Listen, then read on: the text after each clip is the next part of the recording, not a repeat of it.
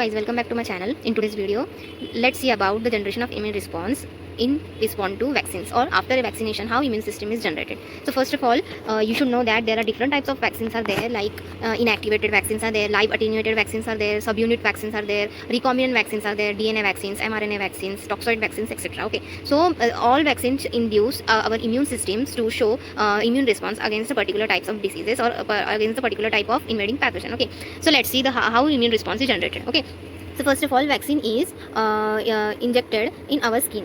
Okay, skin में हमारे vaccine को इंजेक्ट किया गया. वैक्सीन्स में भी गिवन और administered through orally also and nasally also. Okay, तो हम यहाँ पे देखेंगे अगर स्किन के थ्रू मस्कुलर लाइंस के थ्रू जब इन वैक्सीन्स को इंजेक्ट किया जाता है तो हाउ इम्यूनिटी रिस्पॉन्ड, कैसे इम्यूनिटी रिस्पॉन्ड करती है इस वैक्सीन्स के अगेंस्ट, तो वो देखते हैं. ओके, तो first of all vaccine are administered through the skin. फिर वो स्किन से मसल्स के थ्रू हमारे इनर ब्लड वेसल्स में इंजेक्ट की जाती है वैक्सीन. अब now this vaccine contain life preparation of bacteria और वायरसेस. ओके, वैक्सीन क्या होती है, लाइफ प्रिपरेशन होती है जिसमें लाइफ बैक्टीरिया और वायरस यूज़ किया जाता है और वायरस और बैक्टीरिया को किल करके उसका प्रिपरेशन बना के वैक्सीन के तौर पे यूज़ किया जाता है. और sometimes different types of sub units are use like carbohydrates, carbohydroxyl groups of the bacterial cell wall you can say, और पॉलीसैकेराइड लेयर कैन ऑल्सो भी use as a vaccine purpose, right. तो अगर समझो सब यूनिट रहेंगे तो उसके साथ हम एडजुवेंट्स ऐड करते हैं. एडजुवेंट्स क्या होते हैं, the chemical substances which increases the antigenicity property of a particular antigen, या फिर वैक्सीन या इम्यूनिटी को एनहांस करने का काम कौन करता है, एडजुवेंट. तो adjuvant plus the life preparation, ये दोनों मिला के क्या होती है, वैक्सीन. तो अभी यहाँ पे वैक्सीन को इंजेक्ट किया गया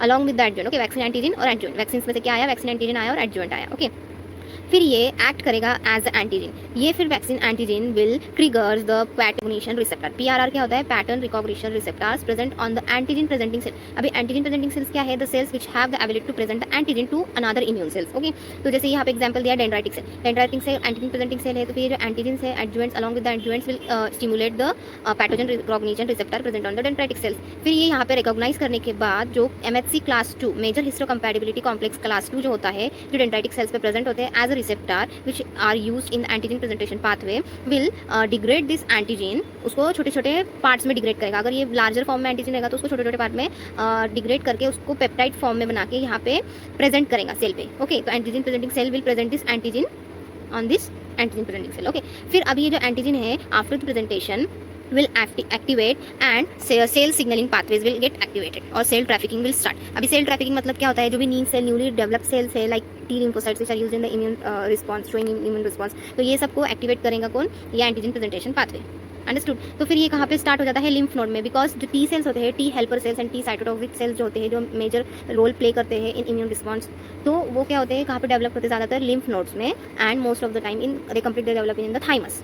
ओके, तो फिर ये लिम्फ नोड में एंटीजन प्रेजेंटेशन पाथवे और सेल सिग्नलिंग पाथवे और सेल ट्रैफिकिंग स्टार्ट हो जाती है. सेल ट्रैफिकिंग मतलब क्या, जो भी न्यू सेल्स रहेंगे उसका डेवलपमेंट होगा हाईली डेवलप्ड इम्यून सेल्स में, तो फिर वो सेल ट्रैफिकिंग स्टार्ट हुई. Now this dendritic cells will move to the lymphoid lymph node. Okay, फिर ये जो MHC क्लास 2 है, now MHC class 2 will bind to T helper cell, ये हमको पता है. एंड MHC क्लास 1 जो है वो किसको बाइंड होता है, CD8 plus T cells, that means cytotoxic T cells. Understood. ये हमने वीडियो में देखा है T हेल्पर सेल और साइटोटॉक्सिक T सेल्स के बारे में. ओके, तो अभी MHC क्लास 2 ने जो एंटीजन यहाँ पे जो प्रेजेंट किया था वो T हेल्पर सेल को जाके बाइंड हो जाएगा with the help of T cell receptor TCR. और MHC क्लास 1 ने भी एंटीजन को प्रेजेंट किया है यहाँ पे, तो वो कहाँ पे जाके प्रेजेंट हो जाएगा और बाइंड हो जाएगा CD8 plus T cells, that means cytotoxic T lymphocytes पे. अंडरस्टूड. तो MHC class 2 T helper cell and MHC class 1 T cytotoxic T cells.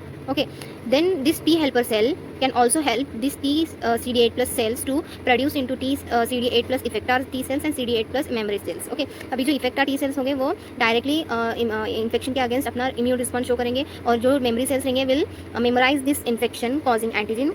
मतलब ये जो वैक्सीन एंटीजन है इसको मेमोराइज करके रखेगा, तो इन फ्यूचर जब भी न्यू इन्फेक्शन होगा सेम पैथोजन का जिसके अगेंस्ट ये वैक्सीन प्रिपेयर की गई है, तो memory cells will show it's response. Understood. ये वन वे हो गया. अभी जो CD4 प्लस T सेल्स जो है, जिसको T हेल्पर सेल्स भी बोलते हैं, वो किसको हेल्प करता है, और B cells that means B lymphocytes which completes the development in the bone marrow, thus they are named as B cells. Understood. तो ये B सेल्स को हेल्प करता है कौन, CD4 plus T cells to proliferate and develop into memory B cells and plasma B sales.